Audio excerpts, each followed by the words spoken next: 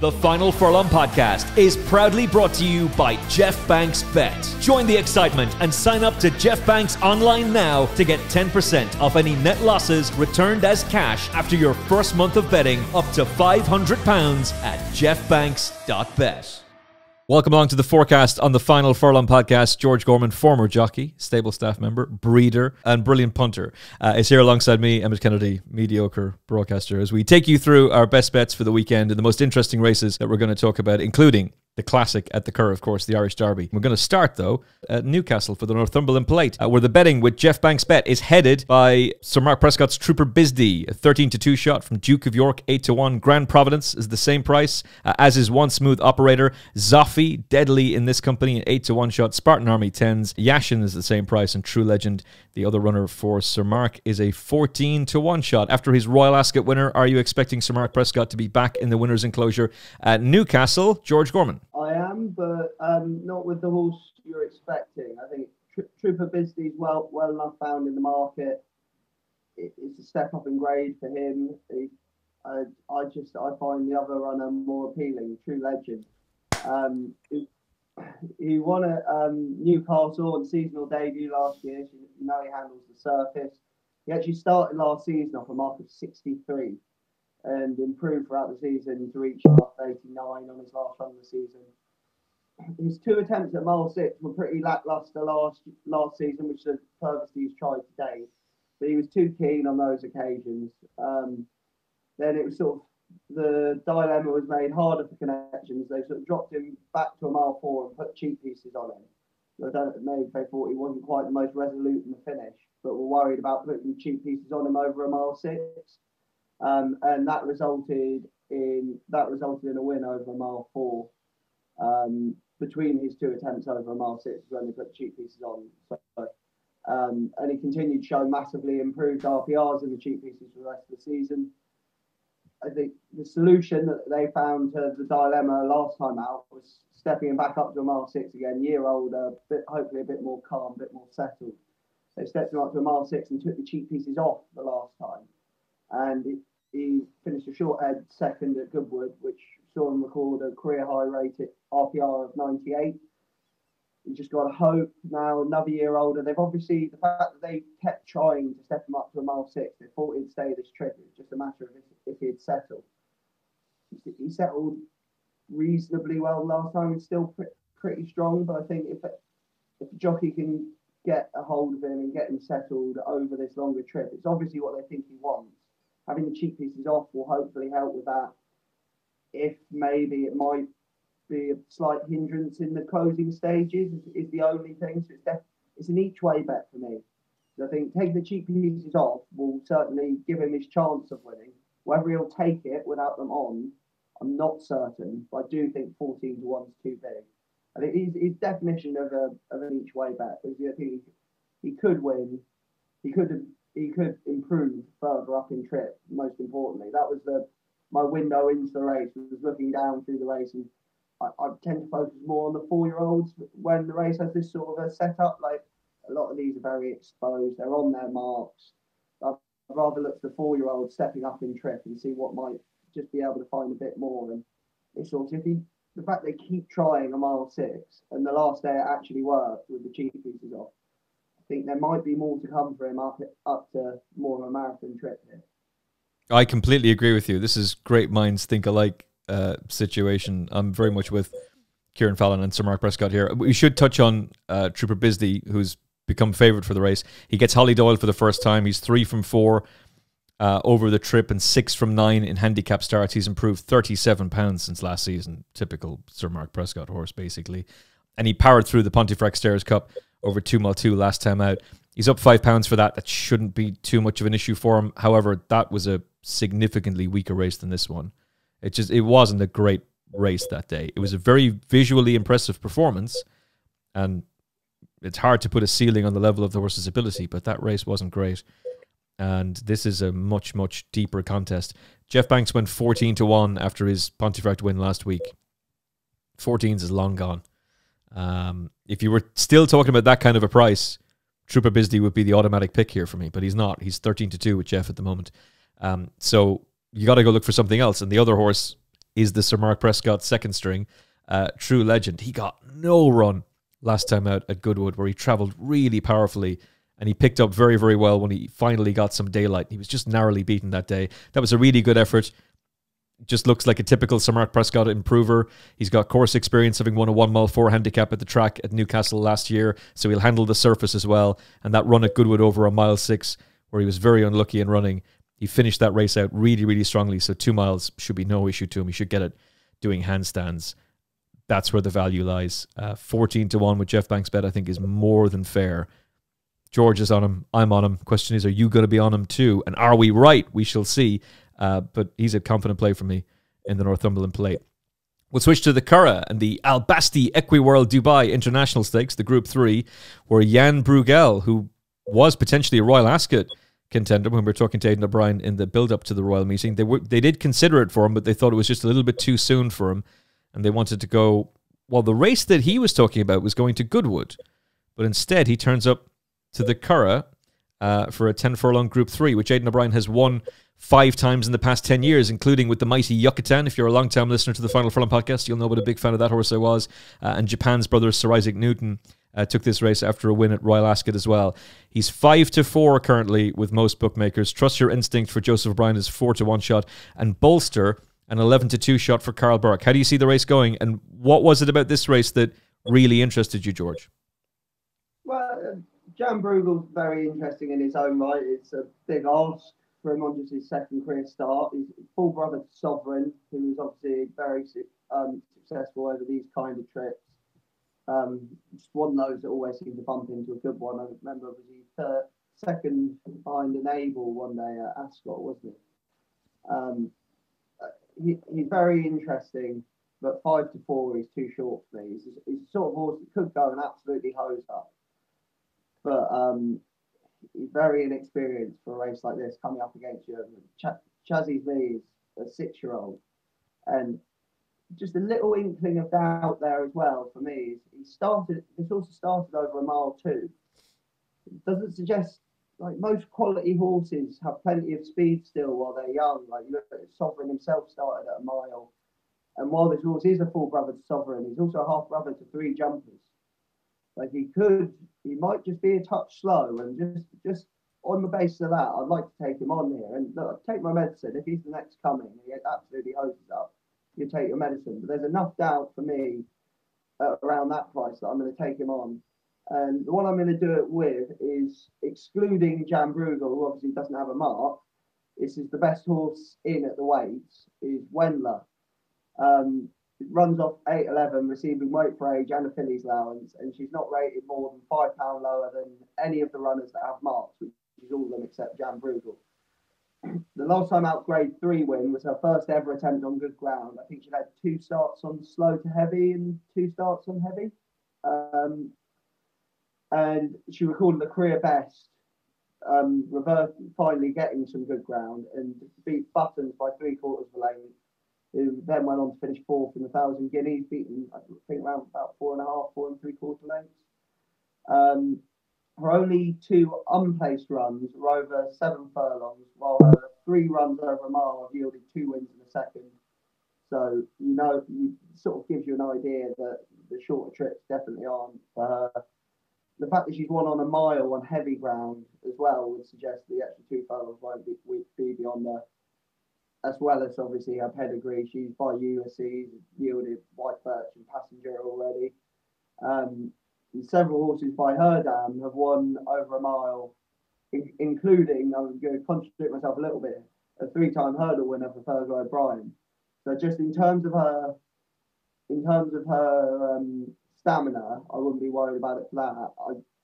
I just think at the weights, I'd be almost more concerned by how much stamina is in Jan Bruegel's pedigree. Whereas with her, I sort of take that, just that one jumper in her pedigree is a bit of a sign that she'd definitely get this trip. So she's already won over a mile on heavy ground, which is nearest damn it, no different. And the fact that career best came on good ground, beating a horse like Buttons, I think she's just the wrong price. She's in 15-2 at the moment. If you thought Jan Bruegel had blowout potential, you could go straight win, but again, there's a chance he just goes and picks them up and carries them. I still think she's a knocking each way bet at 15-2. Well, it's interesting because I'm a big Jan Bruegel fan. I was really impressed with his debut, but I'm taking him on as well. I'm just not taking him on with the horse that you're going for. I think it's very intriguing that they're going for this race, particularly given Aidan O'Brien's record in it. And he was wildly impressive visually on debut. That form's taken a few knocks. There's been quite a few horses who were beaten that day who've come out and run since, and they've done very, very little. Doesn't take anything away from him. He won by 8 lengths. He might be the next big superstar. And it's interesting that they're going for this, having talked to us a couple of weeks ago on the Final Furlong Podcast, Aidan O'Brien saying that Goodwood was the aim. Maybe they'll go for this, then go for Goodwood. And perhaps he's going to be a St. Ledger contender. He might very well be the next big Group 1 superstar. He wouldn't have been out of place running in the Irish Derby. Quite frankly, he was so visually impressive. I don't take him on lightly, and Aidan O'Brien's capacity to improve a horse from first run to second is another thing that would be weighing pretty heavily on my mind as well. But I like Bolster for Carl Burke. He's obviously had some very successful raids to Ireland before. He won a classic in Ireland not so long ago. They were talking about going for a Group 3 on the back of his win at Epsom on Oaks Day, where he controlled a big field from the front. Not an easy thing to do at Epsom, but he was very, very good that day. He's 2 from 2 on good ground. The going at the Curragh is officially good ground as things stand. If we take a look out the window of Final Furlong Podcast Towers and see the current state of the weather, there you can see it's lashing rain.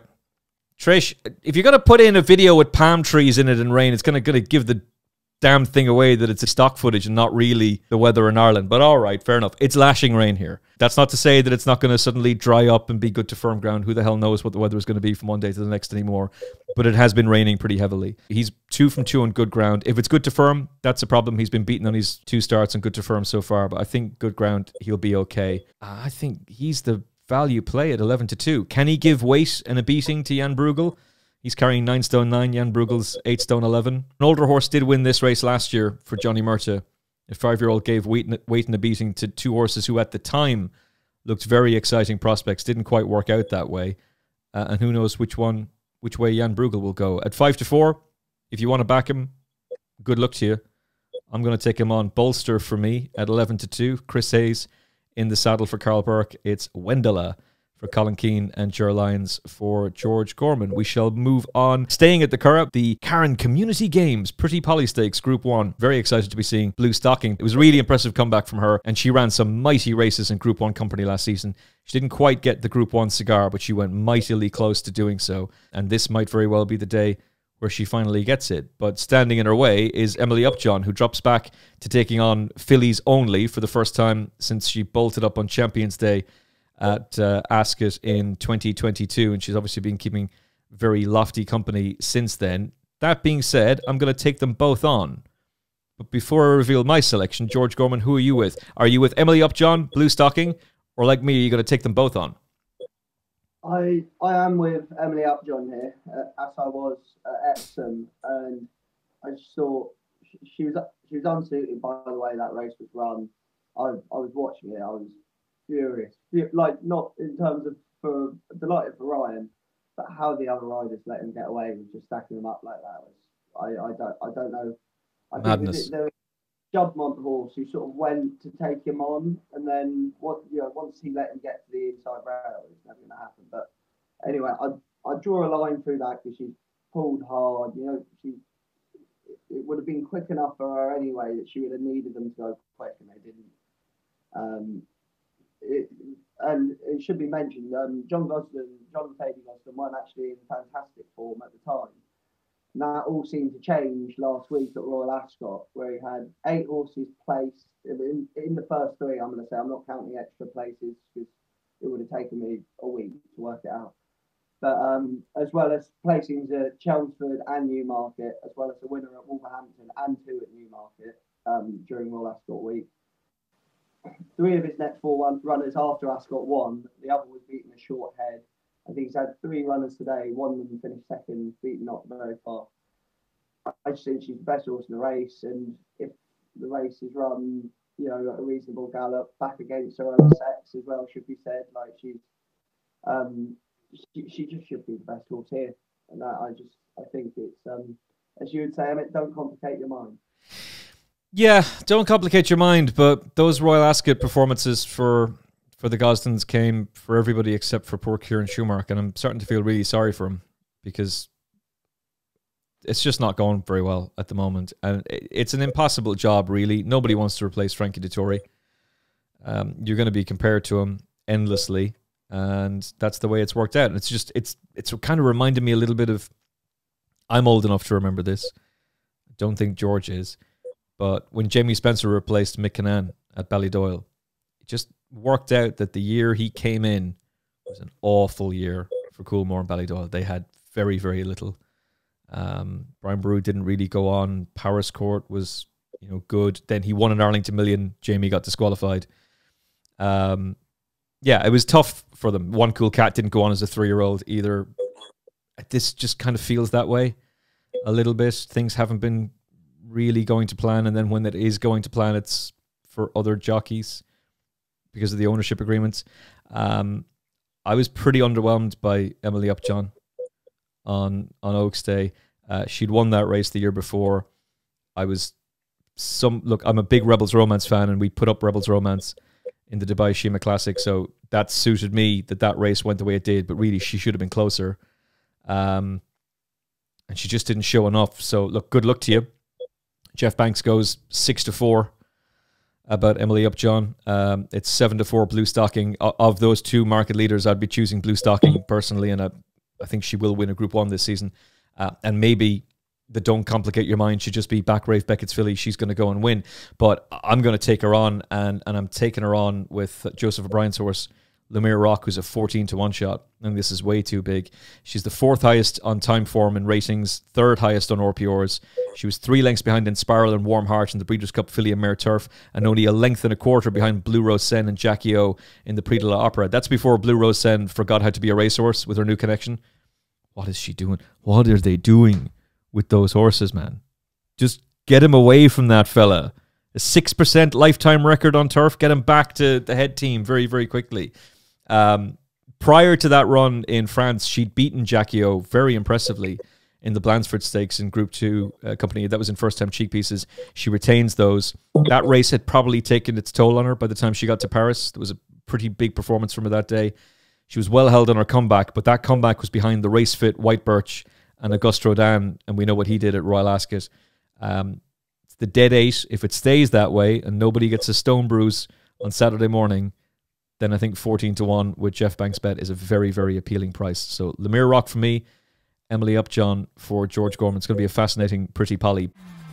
This episode of the Final Furlong Podcast is only possible with your support, listening and watching, and with the support of our sponsors. So give me 60 seconds to tell you about Geoff Banks Bet. Betting on horse racing used to be very simple. It was us, the punter, versus them, the bookmakers, the old enemy. But today, betting with online bookmakers is zero fun. Online betting companies promise you the world, but if you have the nerve and the audacity to place a winning bet, they will make you jump through endless hoops just to access your cash. It is not fair and it's not fun. And betting is supposed to be fun. Geoff Banks is different. He's one of the most recognizable faces in British racing. He's got pitches at racecourses all across the United Kingdom. He is a true horse racing fan. And while Geoff very much promotes responsible betting, he is standing up and fighting back against these insane affordability checks. Affordability checks that will destroy the levy and kill British racing. Sign up to geoffbanks.bet right now. Use our promo code FFP500, and not only will you get access to a bookmaker who values your custom, who is a racing fan, but he'll give you best odds guaranteed on British and Irish racing, and he'll give you 10% cash back on net losses after your first month, up to £500. Gamble responsibly, 18 plus only, begambleaware.org. It's tradition refined with modern tech and unbeatable odds. Use our promo code FFP500 and place your bets now with Geoff Banks Bet. This is a paid advertisement from BetterHelp Therapy Online. I want to take a moment to talk about something really important: mental health. This year has been flying by, and it's a great time to reflect on what we've accomplished and what we still want to achieve. For me, therapy has played a crucial role in my life, especially during my teenage years. Growing up with an abusive father and dealing with a traumatic childhood was incredibly tough. Therapy provided me with a safe space to work through my feelings, develop positive coping skills, and set healthy boundaries. It was invaluable to me then, and it's invaluable to me now. If you've ever thought about starting therapy, but you were put off by the prohibitive costs or the idea of pouring out your feelings in a stranger's office, I recommend giving BetterHelp a try. It's entirely online, making it convenient and flexible to fit into your schedule. You just fill out a brief questionnaire to get matched with a registered therapist, and you can switch therapists at any time at no additional charge. With over 1,000 therapists registered in the UK, BetterHelp can connect you with professionals who have a wide range of expertise in mental health. And our listeners get 10% off their first month at betterhelp.com/furlong.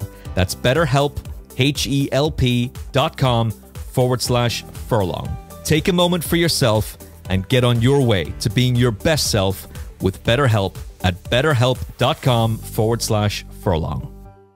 Back to Newmarket, the 325 Plantation Stud Criterion Stakes. 9-4 about Noble Dynasty for William Buick and Charlie Appleby. Nostrum for Sir Michael Stout. I don't know if I believe that this horse is as good as has been said. Richard Kingsgood in the saddle, a 4-1 shot. The Legend Pogo, 9-2, and Tiberflow, an 11-2 shot. George, who are you with? I'm with Noble Dynasty here, and I see he's got shorter since I last looked at it. I think he should be even shorter. I think he should be roundabouts even for this, to be honest. I think if he's able to replicate what he did last time, they won't see which way he went. I say he may be a 6-year-old, but that was a career best the last time. He beat English Oak with absolute disdain, who then went on to win at Haydock and then the Buckingham Palace at Royal Ascot in his next 2 starts. He's gone up £18 for those 2 wins. And on the day, so this obviously, I'm talking about English Oak, he's gone up £18 for those 2 wins. So in theory, he was £18 well in when being easily beaten by Noble Dynasty, who was giving him £15. That's like monstrous, absolutely monstrous. And like the fact that he didn't just beat him, he kicked him out of the way. A repeat of that on the same ground and the same trip, or admittedly on the other Newmarket track, that was on the Rolling Mile, this will be on the July course. I just think you'll see him win this. He might be a 6-year-old. He's the growing half brother to Barney Roy as well, so it wouldn't be unknown for something in this family to reach this sort of level. I think I just can't get out of my head. Like, you don't beat horses that are £18 well in, giving them £15. I think it's a really, really nice horse. They should be even. Yeah, it's hard to get away from him on that line of form alone. I remember talking to Oisin Murphy about this fella back in the day, and he'd been pretty excited about him. It didn't quite go the way they thought it would for Noble Dynasty. But hey, at least he's a Charlie Appleby older horse who's in training in the UK and not in America, like most of them. So I'll say that. That being said, I'm taking him on. There's 2 horses who interest me. One is Pogo, who won this in 2022. And he's mustered over this trip of 7 furlongs. 5 wins and 7 places over the trip. He's won twice in the July course as well. And he's shown his best form at this time of year. I'd love to see him run a big race, but I think Tiberflow is the one to be with. He was campaigned as a sprinter last year, and he looked to relish the step up to 7 furlongs last time out. That was his first time running over the trip since 2022, and now he's 3 from 4 over 7 furlongs. Tom Marquand held him up, and he showed a really powerful turn of foot to win by a length that day. He's got a £3 penalty for that win, but watch that Haydock race again. If he got a clearer run a little bit earlier, he'd have won by a lot further. So I don't think the £3 penalty is going to hold him up too much. Good to Firm is a slight doubt. He's been beaten on the 2 attempts that he's taken on that surface. However, I think context is needed there. He was beaten in the Commonwealth Cup, where it was probably just a class thing for him. Group 1 company was probably just a little bit too much against Shaquille and Little Big Bear. And he was probably disadvantaged when he was chasing Pogo up the center of the track, as the first 4 came from a bigger group and a standside rail the other time he ran on good to firm ground. So I think you can forgive him those defeats. Jeff's odds compilers have been very, very generous with him. I think the current price we're getting is 11-2. I'll take that. He's rated 110. So is Noble Dynasty. Noble Dynasty's 9-4. Tiberflow is 110. I'm going to take on George Gorman. I'm going to take on Noble Dynasty. I'm going for Tiberflow. If Pogo wins, I will cry. Tears of joy, obviously. I'll be so happy that one of my favourite horses is won. Cried for my bank balance. But Tiberflow is the one for me, for Tom Marquand and William Haggis. We'll switch to Sunday and the 2-year-olds. Now, George and I are playing blind here. So we're doing this purely from the perspective of we're very interested in the Railway Stakes. I know George has got a horse he really fancies, but we don't know who's running. So you probably know by the time you're watching this, in which case you know more than I do. That's almost always the case, by the way. But anyway, Whistle Jacket is entered.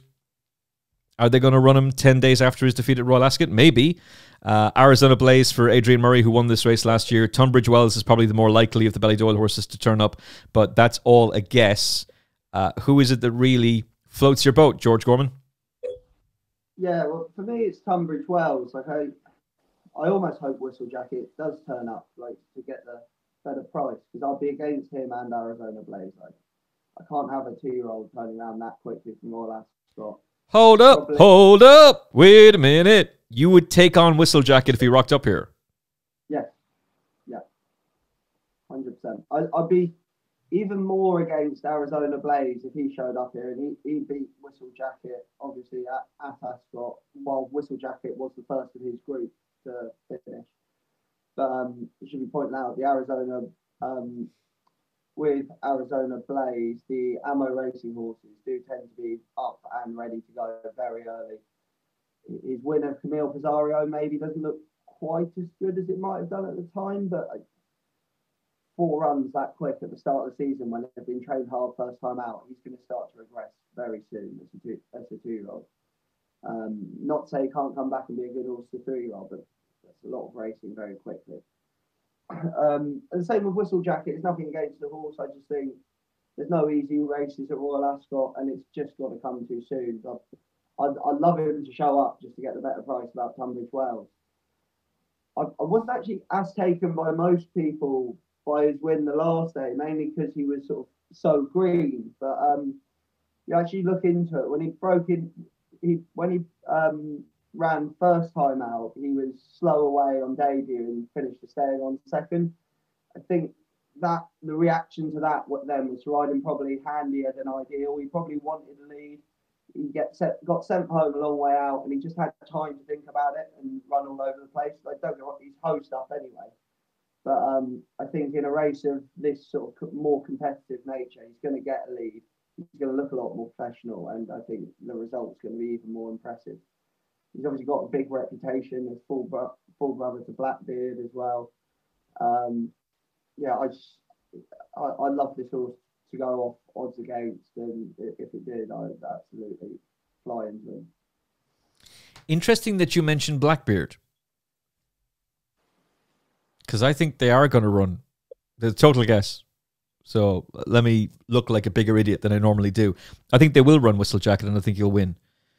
Blackbeard was beaten at Royal Ascot in the Coventry Stakes, came out and ran in this race and was beaten by that much after doing a bit of a dressage dance down at the start beforehand. He was acting like a complete lunatic that day, and then he would go on. Do you remember that?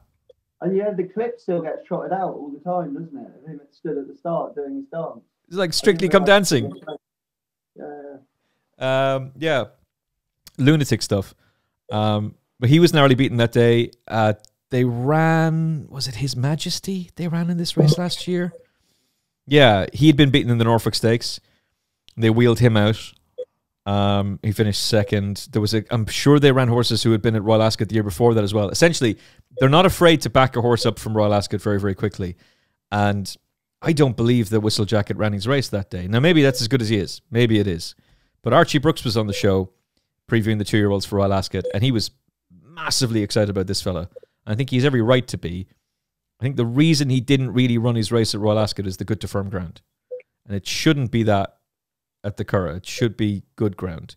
And back to a softer surface and maybe a lesser company, I think Whistle Jacket will win. If he turns up. If he doesn't turn up, Tunbridge Wells. For all of the reasons that George Gorman just said. I'm pretty excited about him. We'll move on to the Colin McLaughlin Celebration Stakes, the listed race over a mile. I'm really intrigued by Dermot Wells' Azada. Takes a massive drop in class if she does line up here. from a classic, the Irish 1000 Guineas, to a listed race after a 6th place finish in the Curragh Classic. That was only her second start. Opera Singer's obviously boosted that form in the Coronation Stakes. She remains a very exciting prospect, and she'll get a lot of weight from the older rivals here. So if she runs on Sunday, she'd be a confident selection. But George Gorman, who are you with? So you cut out for a second there. Are we on the dash? We're on the Colin McLaughlin Celebration Stakes. Yeah. Colin, I'm with Tarawa here. He's performed to an RPR of 107 4 times. 3 of those were on good or quicker. 1 was on soft. And that was the only one that was over 7 furlongs. The others were over a mile and a mile 1. The last twice have been the only time she's worn cheek pieces. The last twice where she's performed to an RPR of 107, that is, were both of her first 2 starts in cheek pieces, which were markedly absent on her first time out defeat.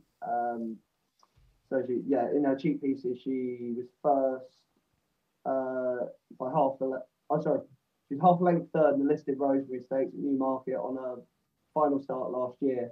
And then again, last time out, which is ultra impressive, won by 2 1/4 lengths in the listed Glencairn, where she was really tough. Like, she was in front a long way from home, fended off multiple challenges from the front before pulling away. And at 4 years of age, more improvement could be possible, particularly now that the cheek pieces are back on. That seemed to help her so much. She's just a horse I really like, and I think this could well be hers to lose. Okay. The dash, is that Comanche Falls' race to lose, in your opinion? The dash, I'm with Anno Syrah. If you want to go into it, I think at 5 years of age now, I think 6 furlongs just much more to her liking. Although it could always have been the case, if you look through her overall record, she's been pretty evenly raced over 5 and 6, like about the same amount of times each. And she got 7 top 3 finishes over 6 furlongs and just 4 over 5, one of which was maiden. Her last 5 efforts in over 5 all resulted in finishing unplaced, which is likely why she's not favourite here, to be honest. But her last 3 attempts at 6 furlongs all resulted in placings at Group 2 and Group 3 level. 3 of her 4 RPRs over 100 have been achieved over 6 furlongs, including her last 2 attempts at the trip. And she only has to concede weight to 4 of these off 9 stone 2. And I think the Greenland, she was 3/4 length third in the Greenland last time. I think might be the best form on offer here, with obviously regional finished second, who went on to be, he was only beaten a length in the King Charles III, and Mick Bahi just basically the race wasn't run to suit, and he had a lot of ground to make up, but he was still only beaten 4 3/4 lengths in the Jubilee Stakes. And the trainer said afterwards he didn't handle the ground in post-race interviews. There's excuses for that one, but I think we all saw in the Greenland that Bahi has to be just sort of smuggled into the race, and they just probably went a bit too quick for him that day. I just think it's the best form on offer, and I think if she hadn't, if you take out all of her 5 furlong form, I think she starts favourite. I'll try to go through this race. I nearly made my head explode, quite frankly, but I'm with you. All of the ratings agencies would say that Anu Asira should be, well, she's clear, quite frankly. She's top on RPRs, she's top on time form, and yet Comanche Falls is the one who's the 5-4 favourite. So on that basis, I'm going to follow George in and go with them as well. To a race that I do have a strong opinion on, the Irish Derby. Pop quiz, hot shot. Ahead of the Dubai duty-free Irish Derby, how many times has Aidan O'Brien won this race in the last 10 years? And how many times has he had the 1, 2, 3? How many times have you won it in the last 10 years? I want to say something. Thing is, I want to say what I think is ridiculous, but it's not ridiculous with Aidan. I'm going to go 6. Ooh, that was close. 5. How many of those 5 did he have the 1, 2, 3? 3. 4 times. Aidan O'Brien has saddled the 1st, 2nd and 3rd at least in the Irish Derby 4 times in the last 10 years. Australia beat Kingfisher, beat Orchestra. Sovereign beat Anthony Van Dyke, beat Norway. Santiago beat Tiger Moth, Dawn Patrol, and Order of Australia for a 1, 2, 3, 4.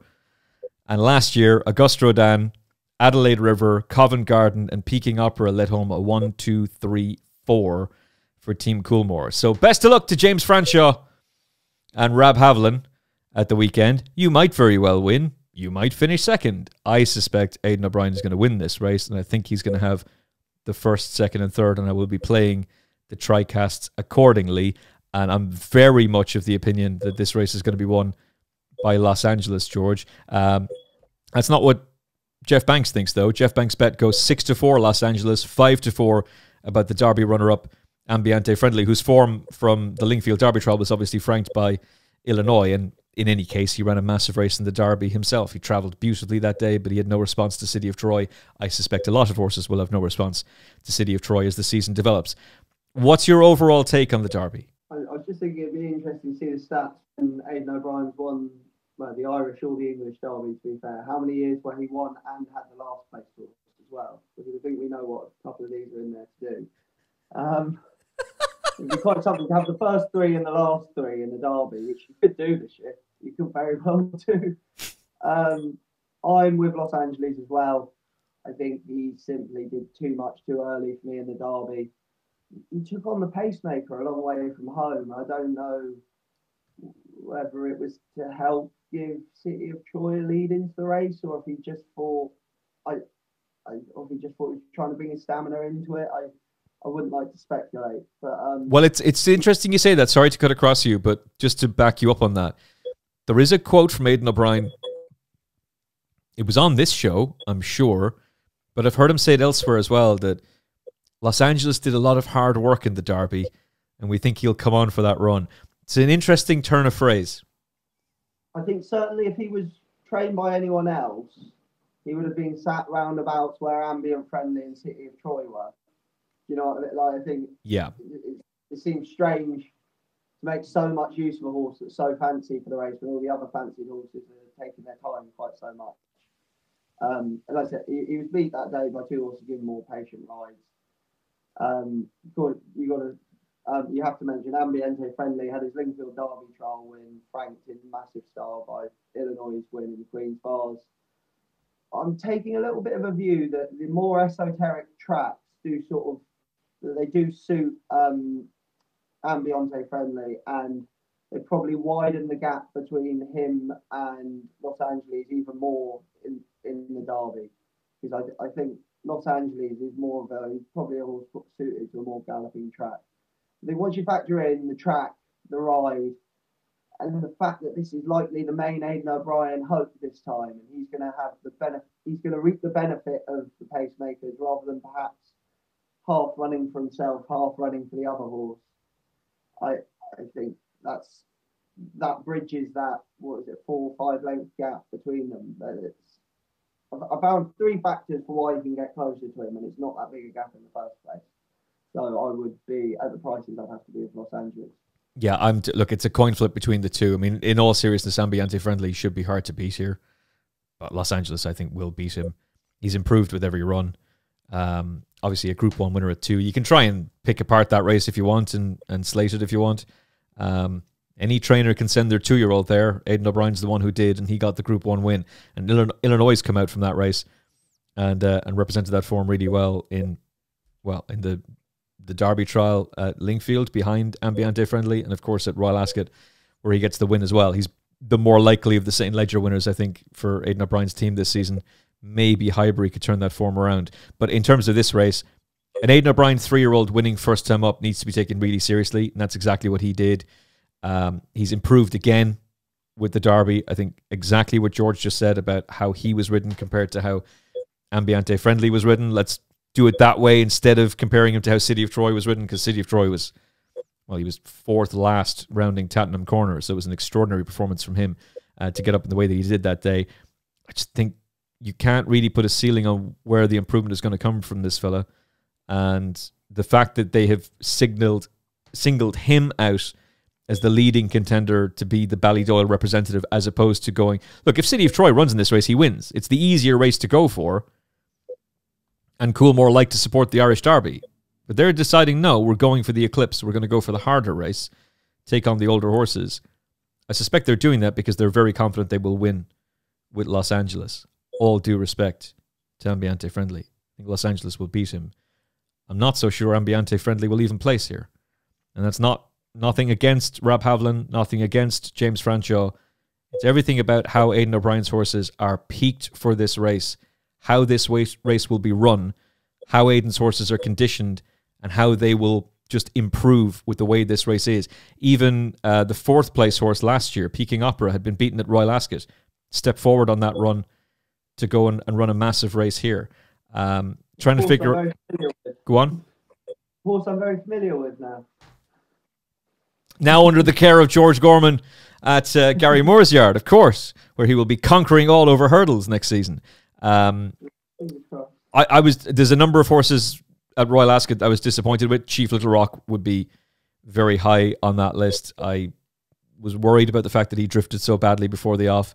Don't believe for a second that his 37-length defeat is actually a true reflection of what he is. Go back to his performance at the Curragh before that. He had bolted up under a bold front-running ride. If he was to rock up in the Irish Derby, he'll be hard to knock out of the frame. Euphoric doesn't have to improve that much in order to be able to get involved. He had to do the donkey work in the Derby. He might do something similar in this race, but he might not drop away 17 lengths at the Curragh like he did at Epsom. Grosvenor Square skipped Royal Ascot. He was behind the ill-fated Hidden Law. Again, Aidan O'Brien, 3-year-old, on their first run. Most of them have needed that first run. Kind of interesting they didn't take him to Royal Ascot. Maybe the thought process was he can run a big race for us in the Irish Derby, and he's a 10-to-1 shot with most firms. I think Geoff is going slightly bigger. Yeah, Geoff is going 14s about him. He's an intriguing one. The Euphrates is another one that you could just be not shocked if he was going to take a big step up. The simple way of putting this is, I think Los Angeles will win, and I will play combination tricasts Los Angeles with the selected Aidan O'Brien horses. Whoever he runs, Los Angeles on top, second, third, the other Aidan O'Brien horses. It paid over 500 to 1 last year in the Irish Derby. I'm going to do it again this year, and hopefully history can repeat. But Los Angeles is a confident selection to go and win. All right, George, who is your nap of the weekend, your best bet? Can I just say on those, the front runners, Geoff Banks O'Brien, we won't use the P word for them. But Euphoric, for me, I was really with him each way at Epsom, but I think Epsom's a much easier track for a front runner to sort of slip them, as we've seen with Serpentine and various other horses over the years. For me, he dropped away very tamely. I just think he's maybe not progressed as much as Los Angeles have. If I was going to play those sort of box exacta, trifecta sort of things, I might well leave him out. I'm not. Look, that is entirely up to the listener if that's what they think. I just think if he couldn't manage to hang on to a place at Epsom with a downhill finish where he's had his chance to sort of skip away from them, I can't see him doing it at the Curragh. The only factor would be that Los Angeles took him out a long way from home that day, and he won't be this day because Euphoric's running for him rather than for City of Troy. So maybe if he's left alone longer in front, maybe he will manage to hang on a bit better. But just worry me, he dropped away quite tamely the last day. So just a word of warning to listeners, and make your own mind up. But that I'd have a little bit of trepidation about following him again. As for my best bet, you probably guessed when I spoke about him, but it's Noble Dynasty. Ooh. I think he's... And I didn't actually mention we were reading through it, so I like the case you made for your horse. It did remind me that Noble Dynasty is a winner on Good to Firm on the July course, but it was over a mile. That's an extra thing to bear in mind, that he is proven on the ground as well. Los Angeles, True Legend in the Nunthorpe. Bolster in the 255, the Al Basti Equiworld Dubai International Stakes on the Saturday. Lumiere Rock at 14 to 1, which I think is just a wild price for the Pretty Polly. And Tiber Flow. 5 horses for a scumbag each way. Lucky 31. Geoff Banks, we're coming for your cash, baby! And we're also going to be playing the exotic bets on the Irish Derby. Los Angeles with the other Aidan O'Brien horses for first, second, and third in combination tricasts for all of those races. By the way, Aidan O'Brien has won it, the Irish Derby, with he's pulled off some upsets in this race. Sovereign obviously was a massive upset at 33-1. There isn't Shamie Heffernan to be going, oh no, I've used my Procush too many times. I better just ease off a little bit. Oh no, Augusta Lansby. Maybe there'll be some sort of an upset. I don't think so. I think Los Angeles will win. But if we can get a healthy tricast there, I really hope Ambiente Friendly goes off a really short price, like send him off even money favourite and then finish a nice fourth. He can win another Group 1 later in the season. It's all good. Just let Aidan O'Brien have the 1, 2, 3 and we get loads of cash. That's it. Thank you very much for watching and listening to this episode of the Final Furlong Podcast. I really hope you've enjoyed it. If you did, a like on YouTube would be much appreciated. As would subscribe to the YouTube channel as well. Now, if we tip loads of winners, definitely come back. Tell all your friends, oh my God, these guys are amazing. If we don't tip any winners, if we have an average weekend, just forgive us, move on, and don't bash us in the comment section. From George Gorman and from me, Emmet Kennedy, thank you very much for joining us on the Final Furlong Podcast. We'll talk to you again very, very soon on the show. More shows coming your way next week. Look after yourself and each other. God bless. The Final Furlong Podcast is proudly brought to you by Geoff Banks Bet. Join the excitement and sign up to Geoff Banks Online now to get 10% off any net losses returned as cash after your first month of betting up to £500 at geoffbanks.bet.